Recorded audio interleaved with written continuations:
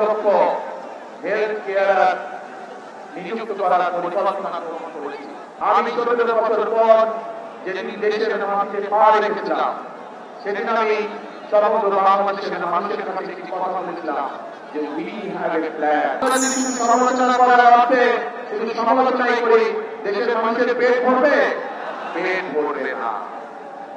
প্রিয় ভাই বোনেরা, বিএনপি একমাত্র রাজনৈতিক দল যারা যতবার সরকারে ছিল এই দেশের মানুষের ভাগ্যের পরিবর্তনের জন্য কাজ করেছে তারা, এবং সেই জন্যই আমি ১৪ বছর পর যেদিন দেশের মাটিতে পা রেখেছিলাম, সেদিন আমি সমগ্র বাংলাদেশের মানুষের কাছে একটি কথা বলেছিলাম যে উই হ্যাভ এ প্ল্যান, অর্থাৎ আমাদের একটি পরিকল্পনা আছে দেশের মানুষকে ঘিরে, দেশকে ঘিরে। বাংলাদেশের এই মুহূর্তে জনসংখ্যার অর্ধেক জনসংখ্যা হচ্ছে তরুণ বা যুবক সমাজের সদস্য। এই কোটি কোটি তরুণ যুবক সমাজের সদস্য তারা চায় কর্ম, তারা চায় কাজ, তারা চায় কর্মসংস্থান। এই যে চট্টগ্রাম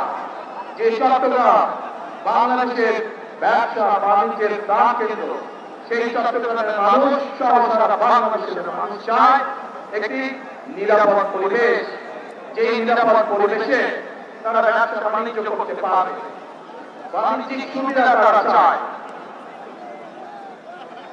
এই চট্টগ্রামের মানুষ সারা বাংলাদেশের মানুষের মতো চায় যে তাদের সন্তানরা যাতে লেখাপড়া করতে পারে, সেই পরিবেশ তারা চায়।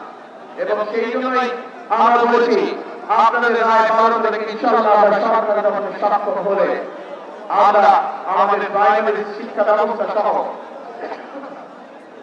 বিভিন্ন শিক্ষার স্তরে স্তরে আমরা পরিবর্তন করতে চাই, যেখানে আমরা শিক্ষা ব্যবস্থাকে এমন করে গড়ে তুলতে চাই যেখানে আমাদের তরুণ যুবক সদস্যরা, তরুণ সমাজের সদস্যরা শুধু সার্টিফিকেট শিক্ষা ব্যবস্থায় পাবে না, একই সাথে তাদের শিক্ষা ব্যবস্থা এমন হবে যাতে শিক্ষা জীবন শেষে তারা কর্মসংস্থানের ব্যবস্থা সহজেই করে নিতে পারে।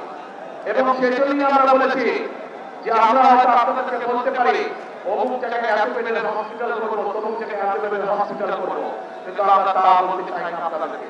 বরং আমরা চাই গ্রামের মানুষের কাছে, গ্রামের নারীদের কাছে, গ্রামের শিশুদের কাছে স্বাস্থ্য সেবা তাদের ঘরে ঘরে পৌঁছে দিতে। এবং সেজন্যই আমরা ১ লক্ষ হেলথ কেয়ার নিযুক্ত করার পরিকল্পনা গ্রহণ করেছি, যাতে করে মা বোনেরা এবং শিশুরা ঘরে বসে কম বেশি চিকিৎসার সুবিধা পেতে পারে।